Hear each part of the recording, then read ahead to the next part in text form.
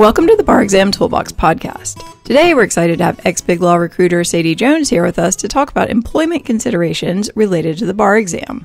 Your Bar Exam Toolbox hosts are typically Alison Monahan, that's me, and Lee Burgess.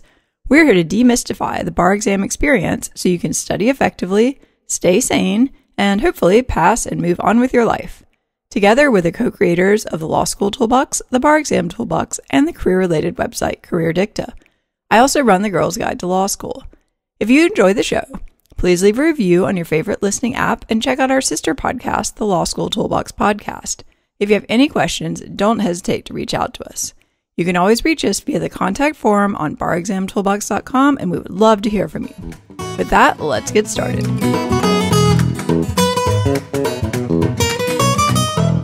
Welcome back to the Bar Exam Toolbox podcast. Today, we're excited to have ex-BigLaw recruiter Sadie Jones with us to talk about employment considerations related to the bar exam. Welcome, Sadie. Thanks for having me. My pleasure. Well, the unfortunate reality of working as a lawyer is that you need to be licensed, which generally at least means passing a specific state's bar exam. And luckily with the UBE, some of this is easier now, but there are actually a lot of considerations around the bar exam and employment. So let's talk about some of them. First off, how do employers, whether firms or other type of employers, how do they think about the bar exam? I think basically they think about it in terms of something that you need to take, pass, and be admitted as soon as possible. And they kind of want that to happen with as little trouble to them as possible. So sometimes they're going to pay for you to do prep, especially if, you've negotiated ahead of time, you're just out of law school. A lot of firms are going to pay for that. And sometimes they will, let you take it more than once because ultimately they've put time and effort into recruiting you. And so, they'll give you another chance to take it. But really you want to study, take it, pass, and then make sure that you have done everything else that you need to do to be admitted and just have it over with and not have any trouble for them. Right. I absolutely think that's right. I mean, in my experience, firms would typically just kind of give you a pot of money. You could decide what you wanted to do with it in terms of your prep. Some of them would reimburse you. Some of them would give it up front. You just want to figure out what those options are. But the thing to understand, at least at a law firm, is they can't bill you out really at a lawyer rate until you are actually admitted to the bar. So whatever you need to do to be admitted, whether that's your character and fitness, passing the MPRE, whatever weird quirks the state that you're looking at has, you want to be sure you've complied with those as soon as possible. Because I know New York is notorious for this one. Like, people would pass the bar and then they would have to show up in person to be admitted. And like that became this whole big deal. I think with the pandemic, they've loosened these restrictions. But I remember, friends of mine who like literally could not get admitted, even though they'd done everything else. So you want to make sure you're not that person because the firm that you're working for is essentially losing money on you because you haven't been able to go and check this box basically. Exactly. And I think it's really annoying to the firm and it's sort of a red flag on you if it's been too long between when you passed and when you got admitted. And they are going to come to you and say, like, what's the problem? And if the problem is, let's say, you didn't turn something in, you could get fired over that. Like, they may not give you that much time. That's like a really big deal. So you really should be prepared ahead of time. Now, sometimes things happen that are out of your control. And sometimes there's some kind of unexpected holdup. You should be really communicative with the employer about what's going on so that there's no suspicion that like you're not going to get admitted or, there's something kind of fishy going on. So yeah, you don't want to stand out for any reason in any of these ways. You just want to be simple. And I would say also with the bar prep, so sometimes they pay directly, to the company that you want to work with. Generally, it's been more like you get X amount of money and you can use it however you want. Just, if that's what it is, that's what it is. If you want something that's more than that, you have to cover the difference. Don't go back and be a problem and try to get something else. Like, it's probably pretty generous, whatever they're giving you anyway, or, whatever you've agreed to. So just don't be that person. Right. I think the key here is don't make it your employer's problem to get you admitted. Just do what you can to get admitted as efficiently as possible. The classic one is people don't take the MPRE when they're in law school for whatever reason, or they wait too late to take it and then they fail. All of these things, like, take that early. It's possible, if you think you may have issues with your character and fitness, like say you have, some unfortunate incidents in your past that you're going to have to disclose. I mean, personally, I would recommend talking with a lawyer who actually does that and, trying to get the ducks in the row as quickly as possible. But, sometimes there are going to be these issues and you just want to make sure you're dealing with them as efficiently as you can. Exactly. And don't talk to them about what the problems are. Right. I hear a lot of like, well, I didn't take the MPRE because I had this medical issue and then someone in my family died and then, whatever it was. That's on you. You probably had a few times you could have taken it. And so if you didn't, then just figure out a way to take it now. Figure out a way to make it happen as quick as possible. But please don't go into detail with them about what happened. They don't care. Right. No one cares. I just want it fixed. The other thing to keep in mind is, make sure that you've submitted everything you need to actually sit for the bar exam. Like we heard a story recently of someone who didn't submit something from their school and now they're probably not going to be able to sit. These things seem like no big deal, but you just want to make sure you're checking the boxes because you don't want to be that person who has to go to the place you're going to work and say, well, actually, it turns out I can't sit for July because of this. And now I have to wait 6 months. And I don't know, like, do I still have a job? Like, don't be that person. Exactly. Because I think sometimes that students look at it from the perspective of like, well, they need me to take and pass the bar exam to work here.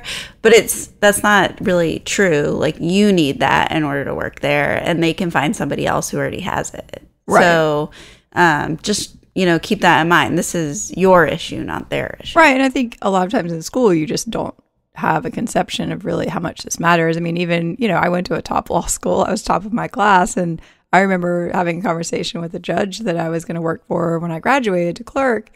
And he said, oh, where are you sitting for the bar? And I'm like, well, I haven't really decided, I'm trying to decide whether I want to work in New York or California. So maybe I'll just wait and take it when I decide. And he just sort of looked at me. He's like, you're not going to do that. Like, you have to be admitted someplace. I'm like, really? He's like, yes, you have to be, like, you need to sit for the bar now. This is not up for discussion. I was like, oh, and okay. I think that's a common thing with clerks I've noticed because you don't need to necessarily have taken it, to do your clerkship. Right. And so some people kind of put it off or let me see. It made sense to me. It's just less attractive. Yeah. I totally get that. And it depends on the market. Well, I was just thinking like, well, why should I sit for, one, if I don't know where I'm going to be, like, I'll just wait and decide later. And he was like, no, that's not how this works. Like, you need to get admitted someplace as soon as possible. He's like, it doesn't really matter. You're going to be working in federal court anyway. Like, just get admitted someplace and then you'll be set. And you can take other ones later when you need to. So yeah, basically he forced me to take the bar, which was very good advice. No, I think that's great. And I'll say from the employer perspective, when you're looking at a candidate, assuming they're not, still in law school, that's the first question that I would ask myself. Like, where are they admitted to practice? Is their bar number on their resume? Right. And if it's not, and they've already graduated, that's just well, why do I really want to waste my time then? Well, and also you're going to assume that they failed, even if they didn't take it. Yeah. So exactly. Or what was the reason they didn't take? It's just, it is really important. Yeah, it's not a good look. So basically get admitted someplace. All right, well, let's talk about some common questions we see. And this is actually the one I was talking about before. Where should people take the exam? Well, I think you should take it where you want to practice. All right, I mean, it seems obvious, but if you know. Yeah, I talk to a lot of people. This is not always obvious. Yeah. And I totally understand that there are people who don't know where they're going to live for a variety of reasons. And this seems like a great, reason why the UBE can be really helpful. Yeah. Because there's more flexibility. Yeah, let's talk a little bit about the UBE. So if people are not familiar, the UBE is the Uniform Bar Exam. It is becoming increasingly common across the country. This is fantastic news for everyone who is graduating and has to decide which exam to take. Because the great thing about the UBE is you sit one place and then you can use your score in other places. So each state sets their own score cutoff, but say that you sit for the exam in New York and you get, a 300 on it or whatever, that's going to be sufficiently high that you can, obviously go anywhere in the country. So the benefit of this is that more and more states are moving this direction. And if you're not really sure where you're going to be, but it could be a UBE state, I would say default to taking that, because then you have that, for wherever you want to go for X number of years. And the number of years depend on the state, but typically I think it's around 5 years. So, if you think like, I'm going to start off this place and then move here, hopefully that second state or third state is going to be a UBE state and you don't really have a problem. I think that completely makes sense. And, just make sure that you know all the rules. Because I have seen students who, just sort of assume that it's just, I took it, I passed, I can practice wherever, and haven't really looked at the specifics. And so there may be more that they need to do. Right. That's not really how it works. The states are allowed. I mean, in New York, for example, you have to take an additional test. I think it's online. Different states have different requirements. So just because you are admitted one place that was a UB state definitely doesn't mean you can show up and practice in another state. People sometimes ask, where they should sit for the UBE. Like, does that matter? I mean, I would say in general, unless you have a very good reason to sit someplace else, I would just default to sitting in the state where you think you're going to be. And there are some reasons, different states have different treatment of accommodations, for example. So if you need accommodations, you may want to consider which states are more likely to be accommodating to you. No pun intended. I would say overall, the pass rates for a UBE state are largely meaningless. I mean, sometimes people tell me oh, I'm going to go sit in this random state because they have a high pass rate. And it's well, that doesn't really have a lot to say about whether you're going to pass in that state. It probably has more to say about the people who are taking it in that state. So New York, for example. And I would think going in with that attitude might not be the best way to approach it. Right. I mean, you shouldn't be shooting for the bare minimum score. You want to get a score that's high enough that you can use it ideally in different cases.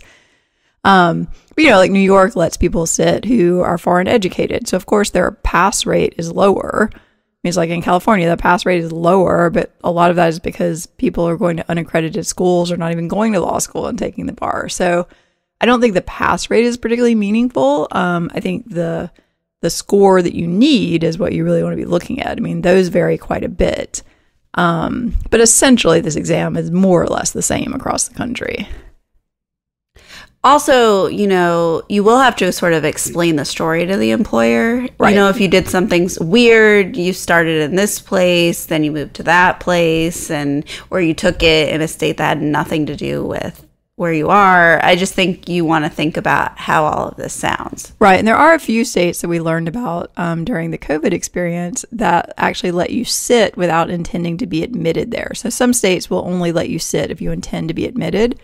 So basically, if you pass, you would have to be admitted, essentially, I think. I'm not sure on that, but double check. But there are a few states, a handful of them, that we all learned about during COVID that actually will just let you pay and sit for the exam without ever planning to be admitted there. So if you do, for whatever reason, want to do something weird, I would say those states are probably your better option, because then you're not going to be admitted to some random place.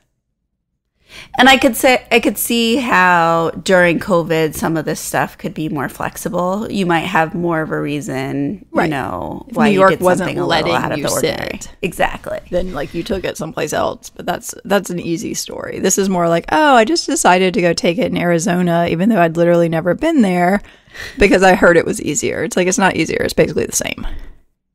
Yeah. No, I think that makes sense. It also, some of this stuff can, to me, sort of make you sound flaky or not clear on, what your career goals were, that kind of thing. Yeah, I mean, I'd say if you're admitted in weird places, you just need to be able to explain it. For me, I was well, I was admitted in Massachusetts because I was clerking in Boston. Great. Answers that question, done. I think the harder question here is if you're thinking about working, or you're sure that you're going to work, for example, in a state that is about to switch to the UBE but hasn't actually switched yet. So a lot of them are kind of in transition right now. So I think in this scenario, it's better for you personally to have that transferable UBE score. So you want to look at the rules about, if the state is switching in 6 months, will they let you use a UBE score that you just got? And then you could be admitted in 2 places. I think you want to talk to your employer about this. I mean, they may have opinions. Their opinion may vary from your opinion because they probably don't want you to have a transferable score necessarily. Do you have any thoughts around this? Yeah, I would talk to them about what they're thinking, or what they'd prefer. I think would be a good idea.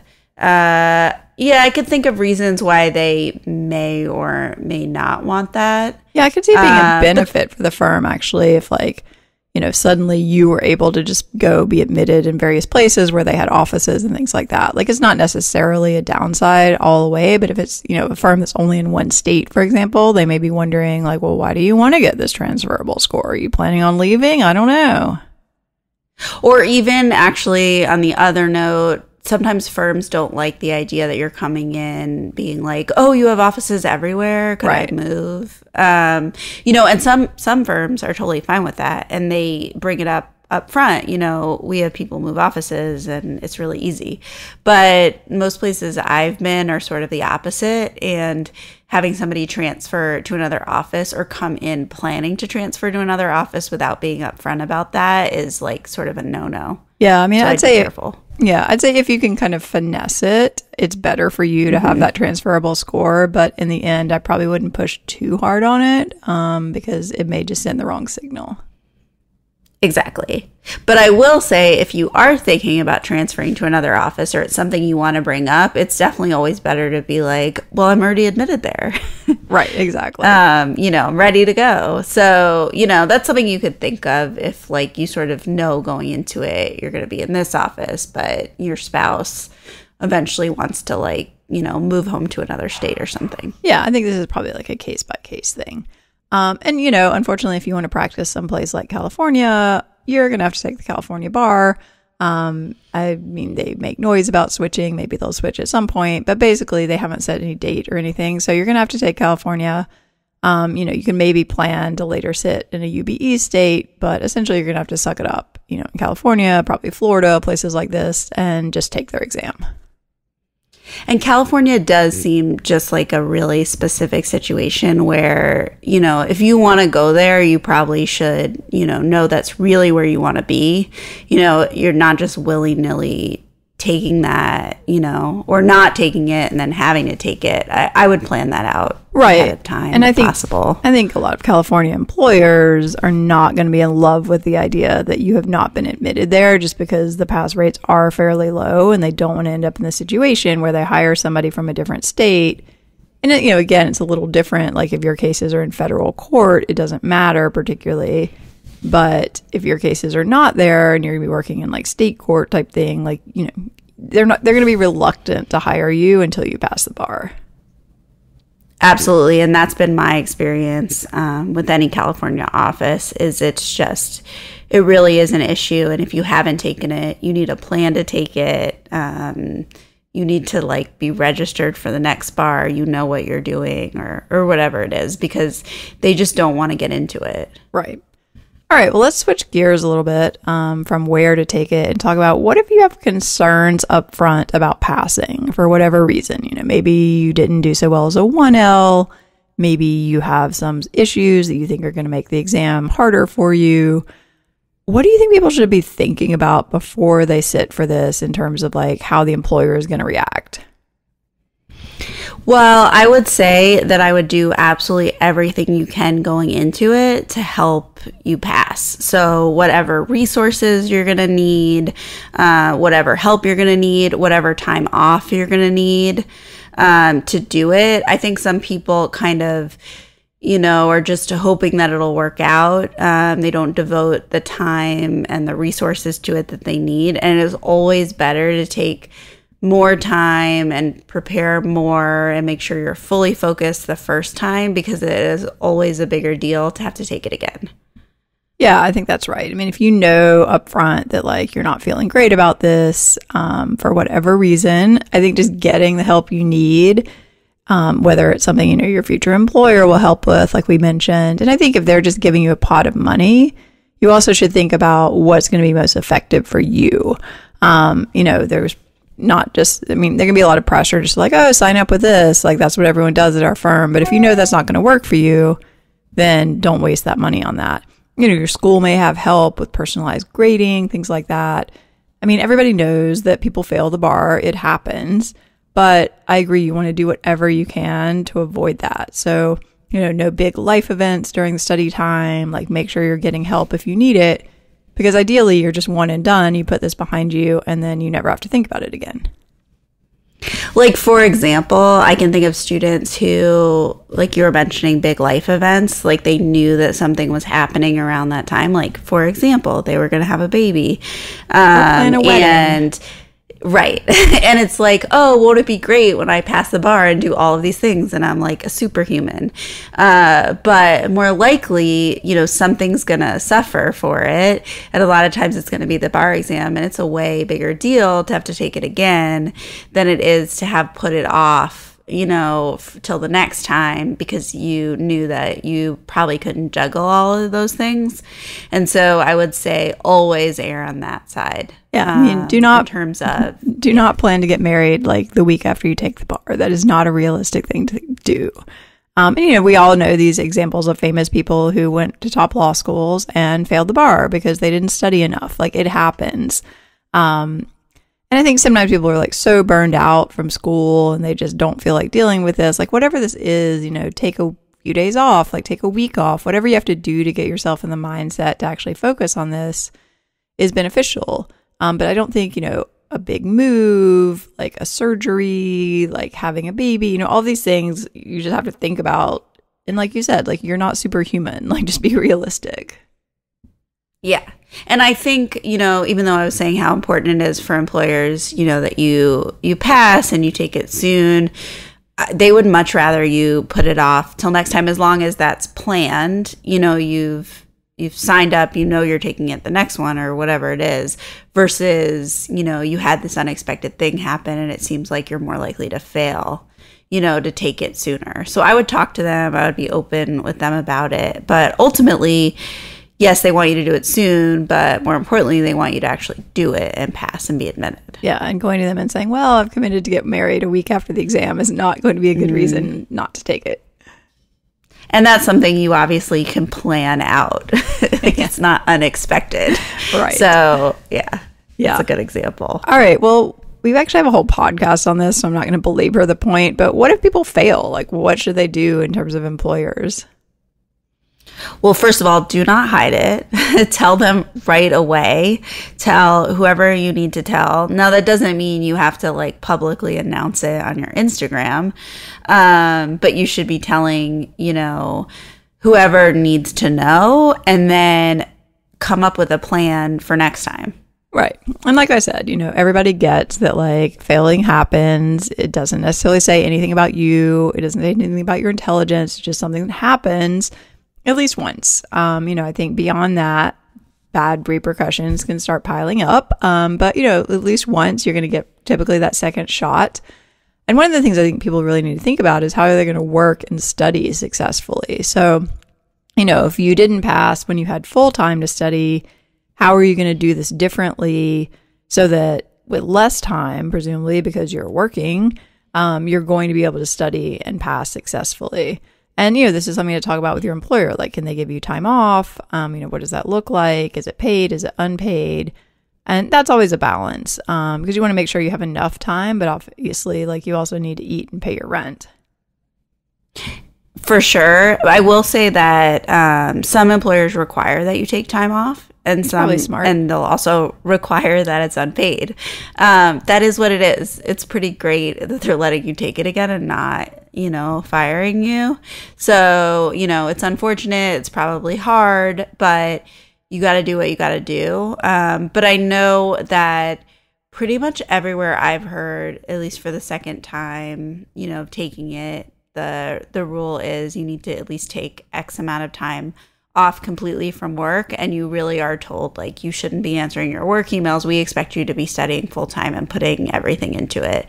And sometimes that is paid, or a lot of times they'll work with you on like it being vacation time, or they'll come up with some kind of plan maybe to make it less painful. But I know that from the employer side, the message to you is, we want you to pass, we want you to be successful, and we want to like make sure that you're focused Right. And, this is something to even think about after your first test. Do you want to drop every penny that you have on an incredible bar trip, and then you come back and you find out you failed and suddenly you don't have money to live on for the next 2 months? It's not a great scenario. Personally, I would probably put aside at least a few months of expenses, maybe, a couple $1,000s that you might need to spend on hiring somebody to help you, not to be paranoid, but just to kind of plan ahead. So if you do end up in that scenario, it's unfortunate, but it's not a complete disaster. Absolutely. I think that's really smart. And, it's just responsible. Right. And sometimes people have even taken out bar loans and things like that to live on. So I think it's just, you want to be thinking if you're getting this big paycheck, maybe put some money aside until you're sure that you pass the bar. All right. Well, we're about out of time, but let's talk about one final thing. So what if I decide later that I'm going to move to a new state? Are firms receptive to that? Are they going to give me time off again? Are they going to pay me more, to do my, Barbary thing? What does that look like? Well, the answer to everything, it depends. So it depends on, what your personal situation is and, who the employer is and what their sort of policies are. First of all, if you know that you may be moving around, let's say you're a military spouse or your spouse is a professor, something that kind of has to move around a lot, I would look at whatever you can take that's the most flexible and will give you, the most chances, like we talked about with the UBE, that it's sort of portable. And if one of those places in California, it's unfortunate, that's its own thing. But I would look at, whatever options you have. My biggest advice would be if you're applying to somewhere that you maybe it's not portable, you're going to have to retake it, just be upfront from the beginning. And tell the employer that you have a plan to take that bar exam, and even better if it's possible to have the time to have already taken it before you're even applying. And so, you've passed and you're ready if there's just one other state, you're going to live in. So you just want to be upfront and be super clear with the employer or whoever you're applying to, that you have a plan to take that bar. It's important, you've already figured it out. Yeah, you can look at reciprocity. Some states have that, with other specific states. The big ones don't necessarily. California doesn't really love that, but or some have, you mentioned, military spouses. There may be special rules around that. In certain states, if you've been admitted for a certain number of years elsewhere, they'll let you take a shorter version of the exam called the attorney's exam. And you want to think really with that, will this actually help you? So in California, for example, you could take that and you don't do the MBE, which is beneficial to many people, but not beneficial to you if you're really good at multiple choice questions. So you just want to think about it holistically. It might sound great, oh, I don't have to study for half the test. But, if you think that's why you passed the first time, maybe you just need to take the whole thing. So, I think this is something you just want to take seriously, give yourself enough time to study. If you're studying and working, you're going to need more time. So you might need to study for 3 or 4 months instead of just 2 months. But again, this is kind of on you to figure it out. Exactly. Like I said before, employers want you to have the exam and they don't want this to be their problem, but you might have great stuff that they want to hire you and you just haven't taken it yet. And as long as you sort of address it and understand what you're going to need to do, I think it's less of a big deal. And so, you may have enough that overcomes that you don't have that exam yet, or you haven't been admitted yet or whatever. But what you really need to not do is, just apply and kind of ignore the fact that you don't have the bar exam there. And I've seen that a lot with people who are moving, and it's the first question that's going to come up. So you just need a plan. Right. And a story. All right. Well, one other thought, in addition to saving some money until you're sure that you passed, I also would say keep your study materials until you're sure that you've passed. And this includes, all of your books and things, but also things you made, like outlines, because you don't want to have to use these again. But I know friends who went and ritually burned up all of their bar materials the day after they took it, and then they found out that they didn't pass. That's not a great scenario because now you don't have any materials to study from. So, just put those in a box someplace and you can burn them later. But, be smart about this. That makes a lot of sense. All right. Any final thoughts you want to share before we wrap up? So if you're applying, you've already graduated from law school and you elected to have the bar exam, then they expect that you have it on your resume and that you have a bar number written on your resume, and they can look it up. Right. And so if you don't, then that's indicating that you do not have the bar exam. So if you do, please make sure to put that on your resume. So there's no confusion. If you don't, you need to say that in your cover letter, why you don't for whatever reason. Like, did you pass and you're just waiting to be admitted? Are you waiting to take it for X reason? So you just need to explain that because they're going to know right up front. Yeah, that's a great point. If you don't have it on there, they're going to assume something is weird about it. So if you do have an admission number, maybe they would go to the website and look you up, but probably not if you're just applying and it's coming in for the first time. And, someone like you is looking at it as a recruiter, you're like, what in the world? Like, this person graduated 2 years ago. Why is there not a bar number? Exactly. Just looks weird. All right. Well, with that, unfortunately, we are out of time. Thank you so much for joining us. Thanks for having me. Our pleasure. Well, I want to take a second to remind you that you can check out our blog at barexamtoolbox.com. It's full of helpful tips to help you prepare and hopefully stay sane as you study for the bar exam, whichever one you end up taking. You can also find information on our courses, tools, and one-on-one tutoring programs to support you as you study for the UBE or California bar exams. And if you'd like career help, you can check out our careerdicta.com site. If you enjoyed this episode of the Bar Exam Toolbox podcast, please take a second to leave a review and rating on your favorite listening app. We'd really appreciate it. And be sure to subscribe so you don't miss anything. If you're still in law school, you might like to check out our popular Law School Toolbox podcast as well. If you have any questions or comments, please don't hesitate to reach out to Lee or Allison at lee@barexamtoolbox.com or allison@barexamtoolbox.com. Or you can always contact us via our website contact form at barexamtoolbox.com. Thanks for listening, and we'll talk soon.